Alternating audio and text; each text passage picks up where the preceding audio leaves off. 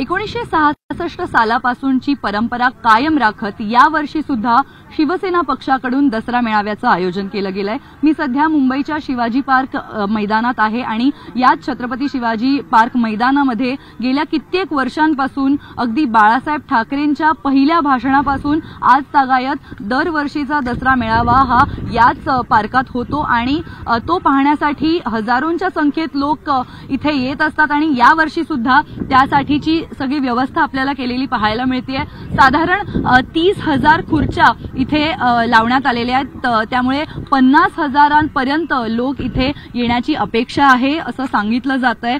आजचं भाषण हे उद्धव ठाकरेंचं अत्यंत महत्त्वाचं असणार आहे आणि फक्त उद्धव ठाकरेच नाही तर एकनाथ शिंदेंचं सुद्धा भाषण तितकंच महत्त्वाचं असणार आहे। हे चौथं वर्ष आहे सलग जेव्हा शिवसेनेचे 2 मेळावे महाराष्ट्र पाहतोय। 2022 साली शिवसेना फुटल्यानंतर एकनाथ शिंदेंनी त्यांचा शिवसेनेचा मेळावा सुरू केलेला आहे आणि शिवसेना उद्धव बाळासाहेब ठाकरे गटाचा मेळावा हा यंदा सुद्धा दादरच्या याच शिवाजी पार्क परिसरात होतोय।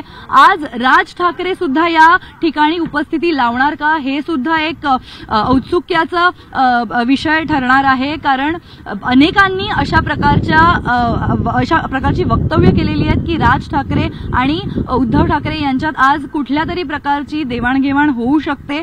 येत्या निवडणुका खास करून मुंबई महापालिका इतर महापालिका समोर ठेवता ही सुद्धा एक मोठी गोष्ट असेल जर राज ठाकरे सुद्धा आज इथे उपस्थित झाले तर। साधारण 19 वर्षांनंतर ते दसरा मेळाव्यामध्ये आपली उपस्थिती लावतील आणि सध्या महाराष्ट्रामध्ये सुरू असलेले अनेक प्रश्न ज्यावर उद्धव ठाकरे सुद्धा इथे भाष्य करताना पाहायला मिळतील। महाराष्ट्रामध्ये सध्या मध्य महाराष्ट्रात आलेला पूर, त्याचसोबत मराठा आंदोलनाचा विषय आणि मुंबई बद्दल खास करून मुंबईमधला मराठी माणसाचा प्रश्न या विषयांवर उद्धव ठाकरे लक्ष घालू शकतात आणि त्यामुळे आजचं भाषण हे अत्यंत महत्त्वाचं असणार आहे। आपण पाहू शकतो कशा प्रकारे सगळी व्यवस्था इथे शिवसेना उबाठा गटाकडून केलेली आहे।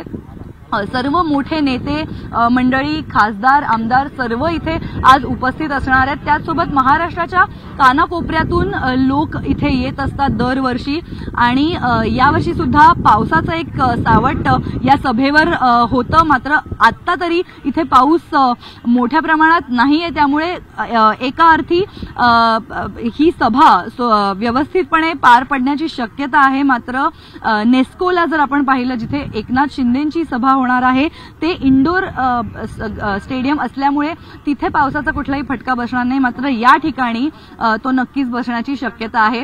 मात्र हे सर्व असलं तरी सुद्धा हजारोंच्या संख्येमध्ये लोक महाराष्ट्राच्या कानाकोपऱ्यातून येत असतात ते उद्धव बाळासाहेब ठाकरे यांचं भाषण ऐकण्यासाठी आणि त्याचसाठी आता सर्व प्रकारची तयारी सुरू आहे।